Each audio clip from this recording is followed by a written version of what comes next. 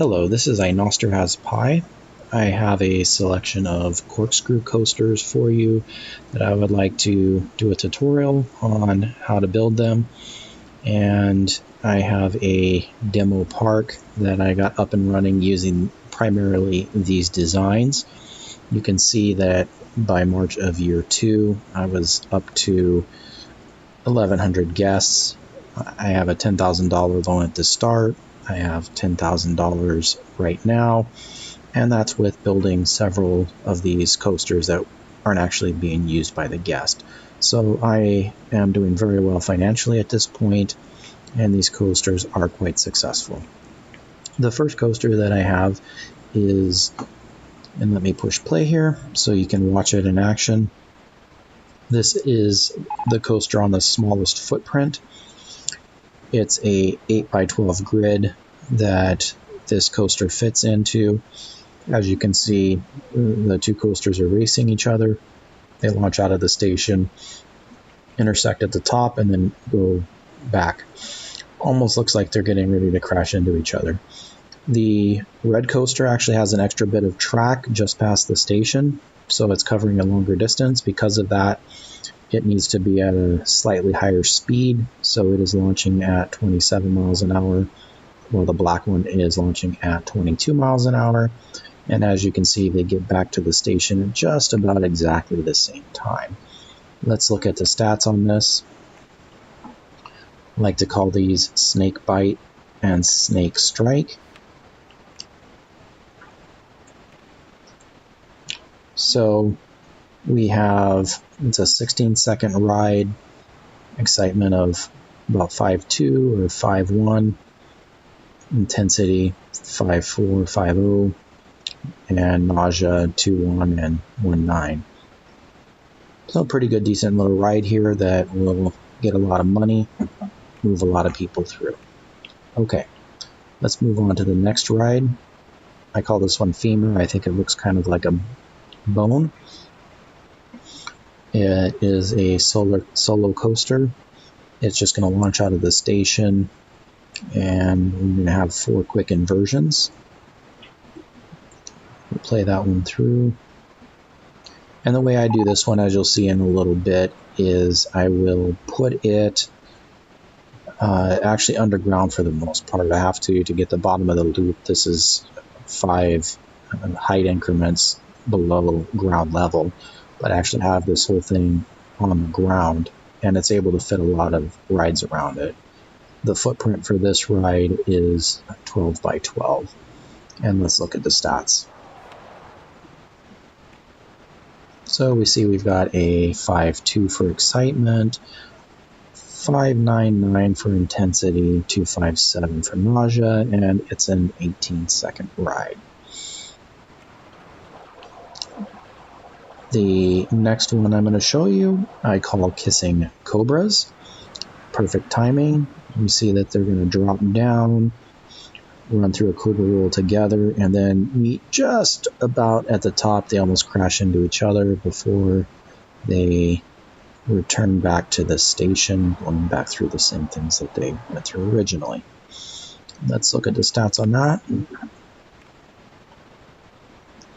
Okay, this is a 5.9 excitement, pretty intense at 6.88, but despite that, it has quite a low nausea rating.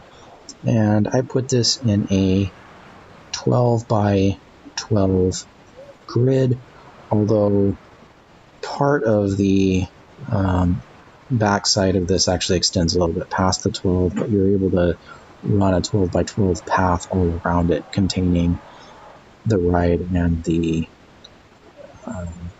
entrance and exit queue lines. Okay, moving on. Here is the last pair that we have. Call this cutbacks, and I actually realized after I did this, Stu has the same exact ride just about, and he also calls it cutbacks. He has a little bit longer of a station. His is 7, mine is just 5, and he puts a little bit of a bump out on the long straight part the trains just went by. It puts a little bump in there to kind of liven it up a little bit more. As you can see here, you can send the paths out opposite ways, so it keeps them nice and tight in here. This is another 12 by 12 footprint.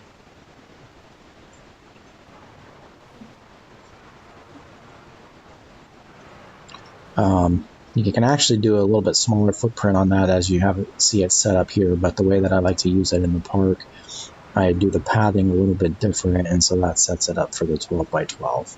And let's look at the stats on this.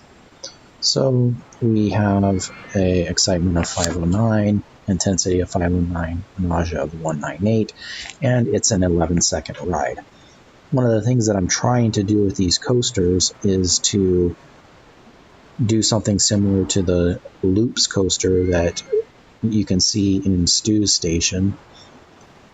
And one nice thing about the Loops is it's a very quick ride time. It's 11 seconds, just like this one, and has about the same excitement intensity. All of those stats are pretty close to the same, but it's on a smaller footprint. The way that I do Loops, I get it on an 8 by 12 footprint, and so it goes through as quickly as this one, but has the same footprint of this one. This ride actually takes a little bit longer, and that's a nice thing with the looping roller coaster. You just can't quite do with the corkscrew coaster, is get that combination of a really fast ride on a very compact form. It's a little bit trickier trying to do that with these because they generally need to do kind of an out and back kind of thing, and you can't do that real tight footprint like a loop. And actually, let me just drop one of those down here so you can see what I'm talking about. I call it flight school, and Stu calls it Loops. And I will admit, actually, I call it test flight. And I've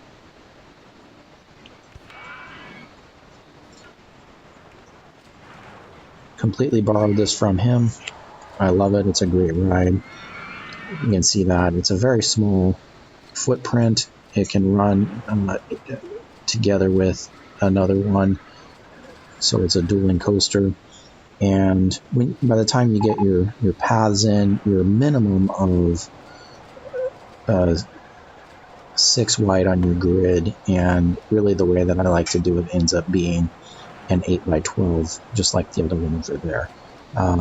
And you can see, now this one is actually doing it 10 seconds. Sometimes it's 11 seconds, so that kind of varies. A little bit lower excitement than some of these other ones that I have, and part of that is because it's not paired up at the moment. But it's a nice combination of a fast ride, small footprint, and decent excitement. Great ride. Can't really do anything quite like that with the corkscrew. You could sort of switch it and put the station high and the rest of this low and drop it down, but then that creates a lot of issues with padding that I don't really like. So what I'm doing here is trying to find a corkscrew equivalent of this. Let's delete that. Okay, one last thing I want to show you is I have another coaster that I can throw in along with this. Like I said, I called this cutbacks, and Stu ended up coming up with the same thing. And so cutbacks is another way to say that is layoffs, or watch The British Office, and they were talking about redundancies. I've never heard that until I started watching that show. So since I've got cutbacks, and it will help if I'm looking at the right type of coaster.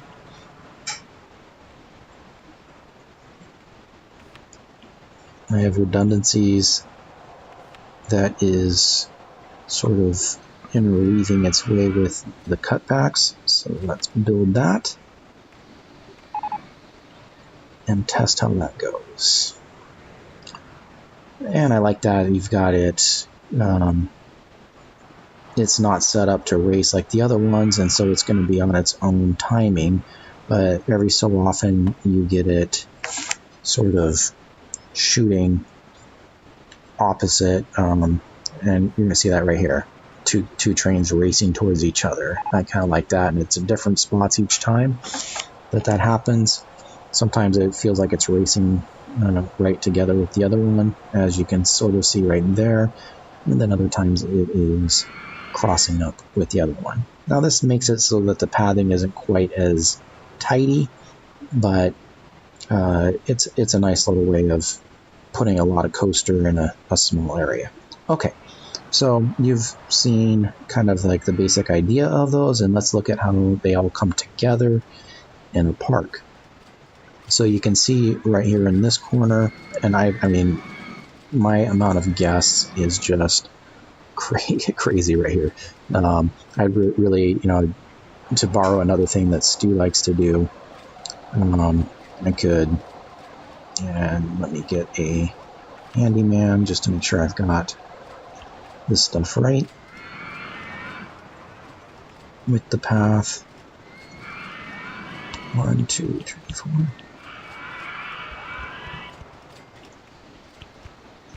So Stu likes to do this kind of thing where he's got, and I think it works really well.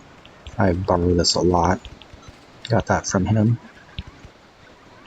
But this is a way of adding a lot of extra pathing to hopefully cut down on some of this overcrowding. And you can just kind of keep doing this as much as needed. I can run it pretty much all along this entire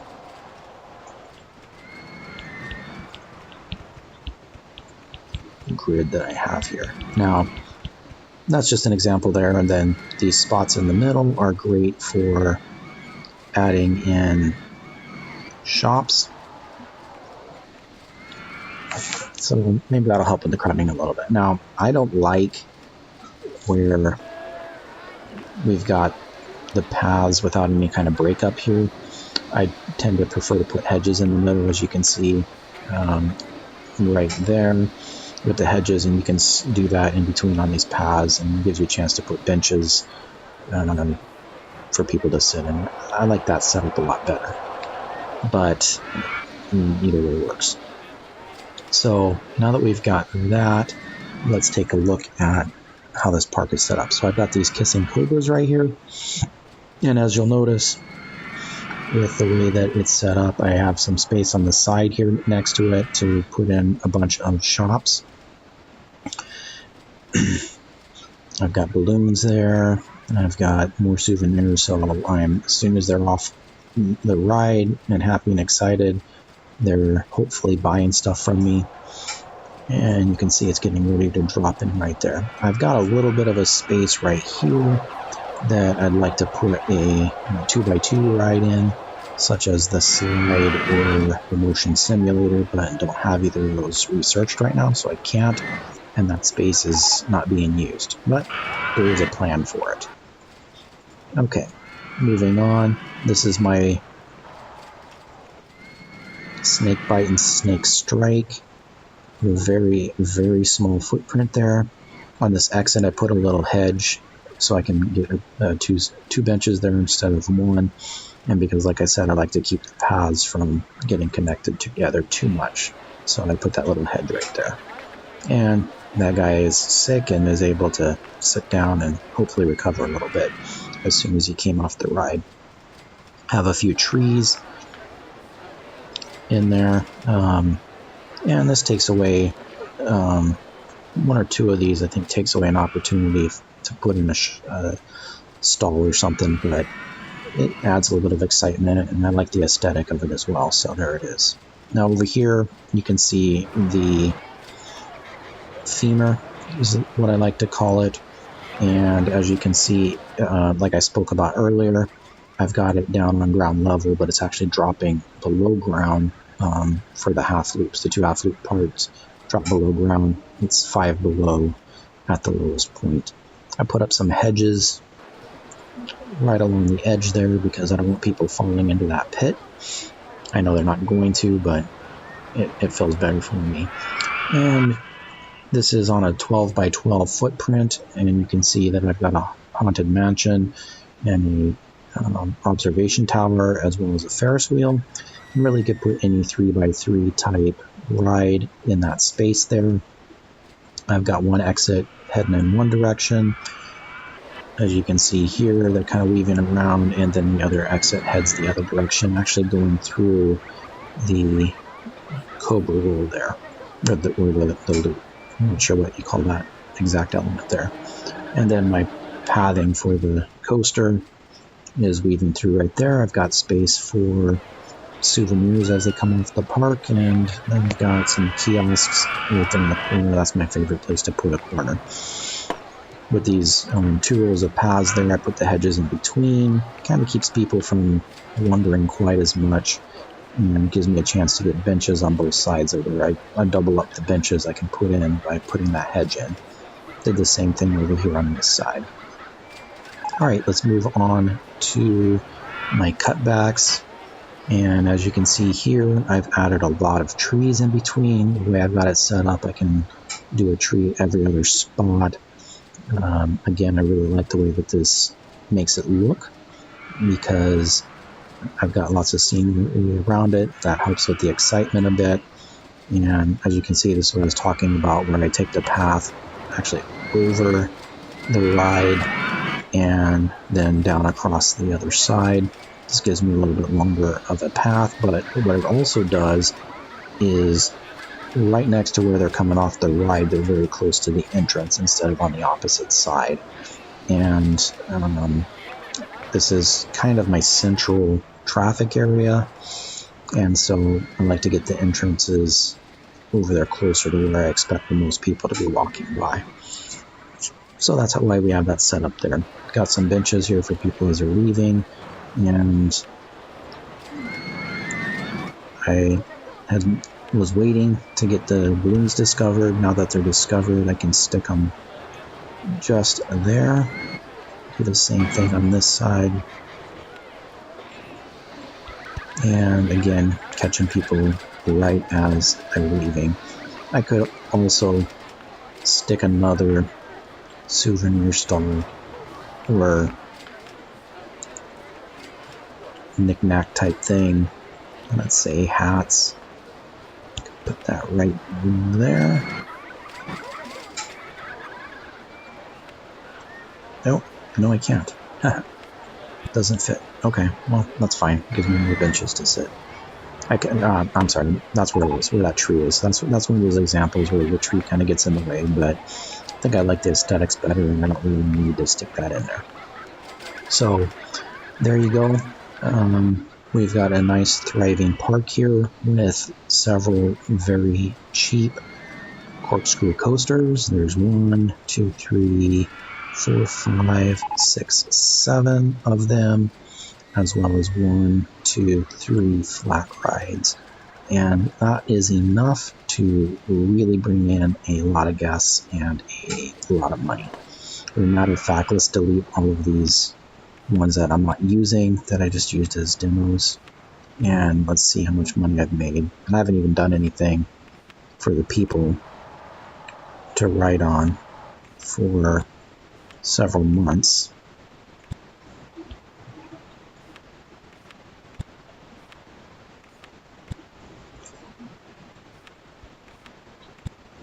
So there we go.